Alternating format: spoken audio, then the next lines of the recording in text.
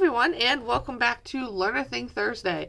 So typically on Learn a Thing Thursday, I display an item and we talk about its origin and its history. But this week, we're going to talk about terms that you would typically find thrifting community, or if you're into furniture refurbishment, you'll also find them in that community. Because I think if you're not in the community, it might really be confusing. So the very first term we are going to discuss is retro. So retro is any item that is made to imitate an era of the recent past.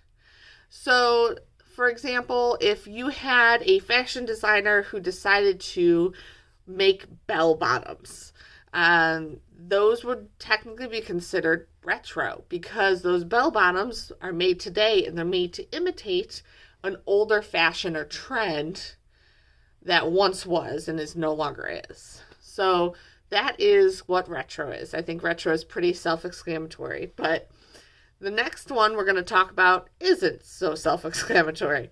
It is vintage. So there are two parts to vintage. You have true vintage and new vintage. So vintage is any item that is created from 20 years in the past to 49 years in the past. So we're in 2022. So any item that was created from 2002 to 1953 is considered new vintage. So all of us millennials and Gen Zers, I hope you feel old because this makes me feel old. I am new vintage. Just to give you some idea of what a new vintage item would be, this Coca-Cola can, it's actually technically retro too, is made with images that look very old, but they're not. This was reproduced in 2002, 2003.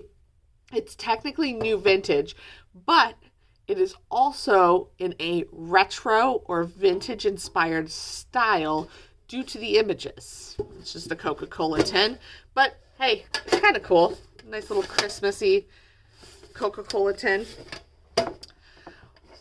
So the same way that this can is new vintage, this is also new vintage. Now this looks way more vintage than that can, but technically they're in the same category, which I think can make it a little confusing. This is 1980s Carnival glass, and it was made to replicate Carnival glass made in the Great Depression. So technically, this is retro too, and is also new vintage. So I understand where a lot of the confusion comes in when people are talking about these terms, because how can this and this both be new vintage? So then we're going to talk about the next term, which is true vintage. So true vintage is anything from 50 years to 99 years. So that would be 1952 to 1921. So we're going to see in this Depression glass is technically true vintage. These were made in the 1920s. And as we're moving through the next about 5 to 10 years, we're going to see all of this turn to our next term, which is antique. So anything that was created from 1922 and before that is considered antique. Antique's 100 plus. I don't have anything antique here, unfortunately, right now. We're actually going to see things like this Depression glass move into the antique category here pretty soon, within the next 5 to 10 years. And a lot of the items that are highly collectible that we consider vintage now are actually going to be turning to antiques.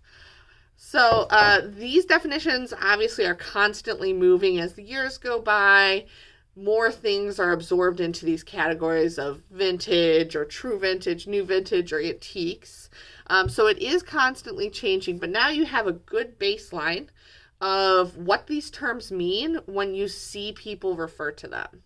Drop your questions in the comments.